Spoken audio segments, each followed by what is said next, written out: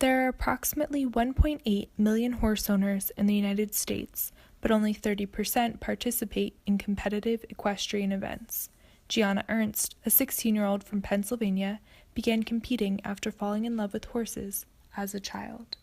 My grandmother used to live in this house, and there were horses across the street, and we would always go over and feed the horses, and ever since then it just kind of like piqued my interest, so I was obsessed with horses, like typical little girl. After several years of riding, Gianna began to develop severe back pain. Her mother, Erica, took her to the doctor where she was diagnosed with scoliosis. Unsure of options, Erica became nervous. I was scared and nervous. We actually took her to church to be prayed over and stuff. So, because, I mean, you don't know. They talk surgery, they talk back brace and all that stuff. Despite constant scoliosis checks by her school nurse, Gianna's condition had not been diagnosed earlier. In fact, she was unaware of the cause until months later. They later told us that it had to have been from a serious head injury. So when I was 7, my uncle just bought a horse and I was riding it.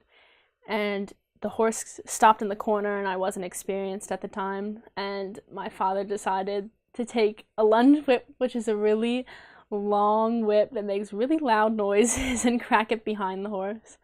So the horse took off. Then I fell, my foot got stuck in the stirrup, and my helmet wasn't on right, I guess. So I got kicked off and I got kicked in the head. Lindsay O'Donnell, a close friend and equine science student at Centenary University, did not originally know the extent of Gianna's scoliosis. From seeing Gianna ride, you would never know that she had such a big problem, because I can't even imagine like not having a proper spine alignment and riding around. If you can hide it and you can fake it, or you can get yourself to a level where you're comfortable, judges don't care.